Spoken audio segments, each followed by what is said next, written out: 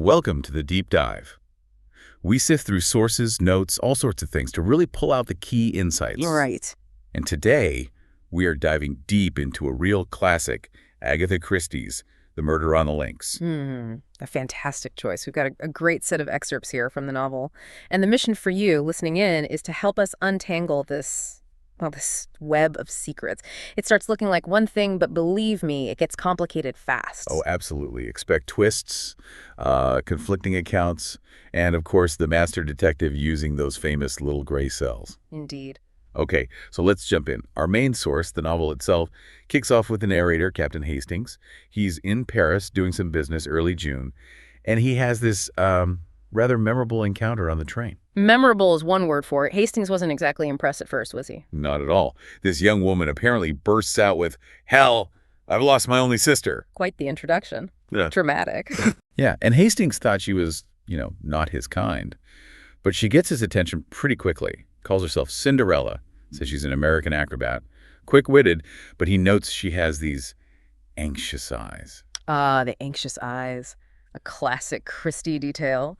And Hastings, of course, has no idea how important she'll become later. That's the foreshadowing right there. Exactly. So while Hastings is having this encounter back in London, Poirot were getting rather frustrated. Extremely frustrated, reduced to finding lost lapdogs for wealthy ladies. It was banal. I craved a real challenge, a great criminal, something to truly exercise the mind. And then the letter arrived. Precisely. Yeah. An urgent plea from a Mr. Renault, Villa Genevieve, Merlinville, France, said he was in daily fear of his life, mentioned a secret, hinted I might even need to go to Santiago, Chile. That sounds dramatic. What was your first take on it? Did you buy the urgency? Well, the interesting part was the postscript. For God's sake, come! It was written in paler ink than the signature. Meaning it wasn't a last-minute panicked scribble. He wrote the letter, reread it, and then deliberately added that desperate plea to make absolutely sure I'd come. So he was calculating, even in his supposed terror. Exactly. It told me he was a man who thought things through. So the urgency, while perhaps calculated, felt very real. I knew he had to go. And so you did. You and Hastings head off to Merlinville, arrive at Villa Genevieve, expecting to meet this Mr. Renault. But instead, a shock awaited us. A sergeant de ville at the gate. Right, barring the way. And he gives you the news. Renault was murdered this morning. Just like that. The great case had found us. So the crime scene, what were the initial findings? Paul Renault, found face down in a grave, a freshly dug grave, mind you, just outside the villa grounds, stabbed in the back. Police estimated time of death between midnight and 3 a.m. Seemed fairly straightforward initially. Seemed being the key word, because Madame Renault's story immediately complicated things, didn't it? Oh, very much so. She claimed she was tied up, gagged in her bedroom by two masked men. One tall black beard, one short, stout, reddish beard. Sounds like something out of a play. Doesn't it? They supposedly abducted her husband, demanding a secret, speaking bastard Spanish, rummaging through drawers. But inconsistencies started appearing almost immediately. Like the other staff. Who else was there? There was Francoise, the housekeeper, two maids, Denise and Leonie Lard. The chauffeur, Masters, was conveniently away on holiday, and the son, Jack Renault, he was also away. And their stories didn't quite line up with Madame Renault's account, did they? Especially about visitors that night. Not at all. Francoise mentioned a neighbor, Madame de Broglie, visiting Renault often and leaving around 10:25 that specific night. Okay. But Denise, one of the maids, she was adamant it was not Madame de Broglie. It was a different woman, darker, shorter, younger, an English lady. An English lady, speaking English. Yes, and Denise overheard Renault's last words to her as he showed her out. Yes, but for God's sake, go now. Wow. So two completely different women potentially saw Renault just before he died. That throws a wrench in the works. Immediately. Who is lying? Why? And then you have other clues popping up, some potentially red herrings, like that letter found in Renault's coat. The Bella letter. Signed Bella. Sounded like a love letter, suggesting he was tired of her. The magistrate naturally jumped on that, linking it straight to Madame de Broglie, trying to build his case. And the will. That was another strange piece. Very strange. A brand new will, just 2 weeks old, everything left unreservedly to Mrs. Renault. No mention of the son, Jack. Which is weird, right? Especially if Jack had a bit of a wild reputation and relied on his mother. Seems convenient. Highly convenient. Then, in the study itself, I noticed something. No dust. Not a particle. Meaning it had been cleaned that morning Yeah. after the supposed abduction. Precisely. Very peculiar. We also found scraps of a torn-up check made out to someone named Duveen, burned in the stove by Francoise. More concealment. And the weapon. The dagger. Found in the wound. An aeroplane wire paper cutter. Distinctive.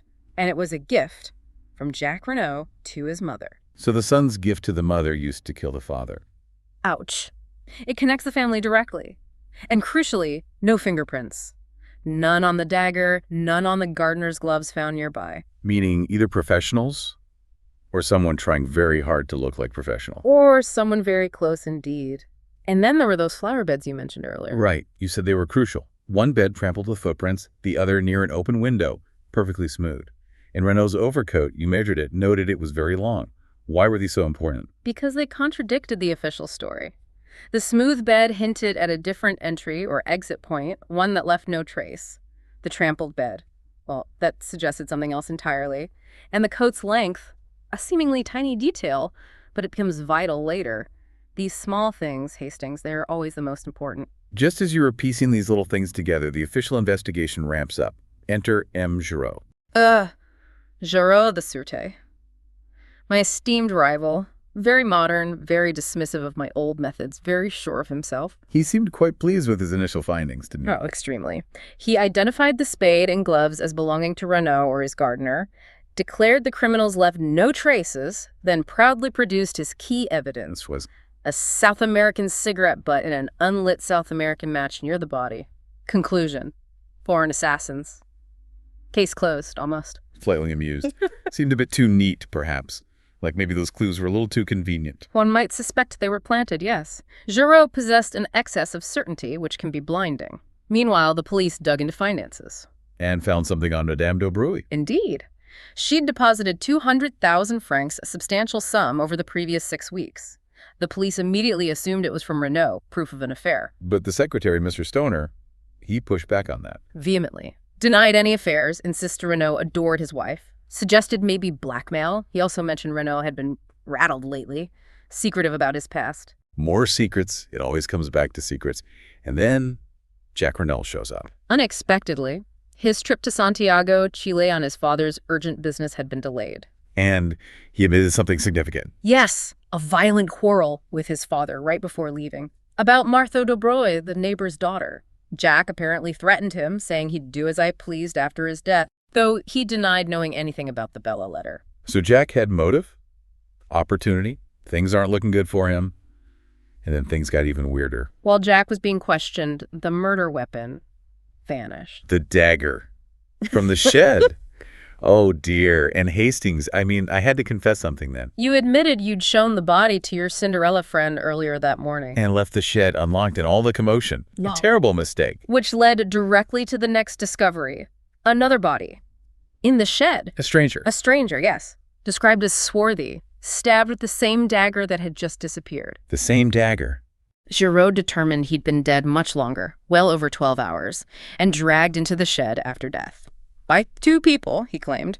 One, a woman. How did you know that? Unmistakable shoe prints, apparently, and a woman's long black hair found on the dagger hilt. A woman's hair. So Jerome must have thought, Madame d'Aubry. His suspicions certainly leaned that way.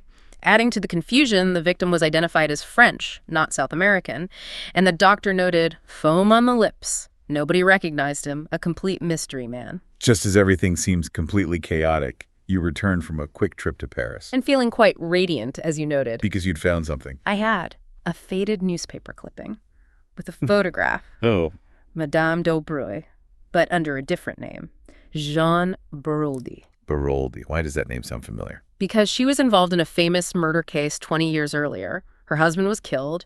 She was suspected but acquitted after her lover, Georges Queneau, confessed dramatically and then vanished. Georges Queneau vanished. And the Baroldi case involved a secret, masked men. Oh, exactly. The past was repeating itself, or so it seemed.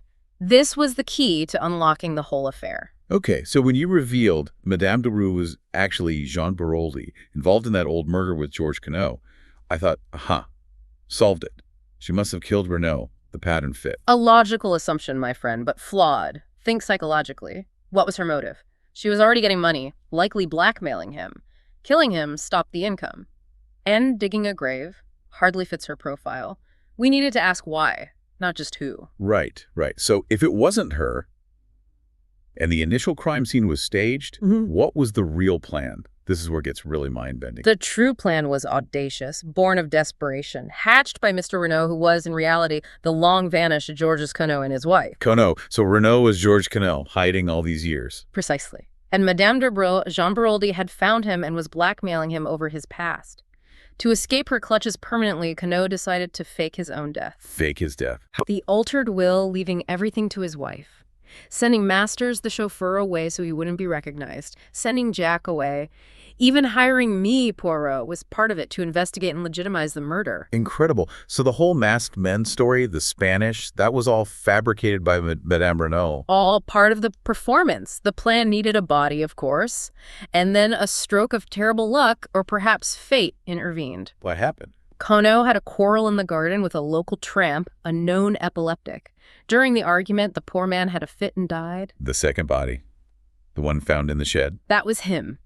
Suddenly, Conneau had a substitute body. A tragic accident, but perfect for his plan. And crucially, Marthe de Breuil witnessed that quarrel. Martha saw the tramp die. Okay, so what did Conneau do? He and his wife dressed the tramp's body in Renault's clothes, carried it to the shed, plunged Renault's own dagger, Jack's gift, into its heart, left the front door ajar. Staging the scene perfectly. His plan was then to bind and gag his wife, dig the grave out on the golf links near where work was being done, ensuring discovery, put on the tramp's old clothes, and slip away on the 12:10 train. He'd vanish again, leaving Paul Renault dead. It almost worked, but something went wrong. There was a snag. A fatal snag. Bella Duvine's inopportune visit. Remember the English girl Denise saw Renault telling her, "For God's sake, go now." Yeah. That was Bella, Jack's spurned lover. Bella Duvine. The name on the torn check. The very same. She arrived unexpectedly, found Renault Conneau on the golf links, in the dark, wearing that long overcoat, digging the grave. And she mistook him. She mistook him for Jack, the build, the coat. In a jealous rage, believing Jack was perhaps burying evidence of another affair or simply betraying her, she attacked him. With her own dagger. With her own identical paper knife dagger. She stabbed him thinking she was killing Jack Renault. My God. So the actual murder, Renault's murder, was an accident of mistaken identity.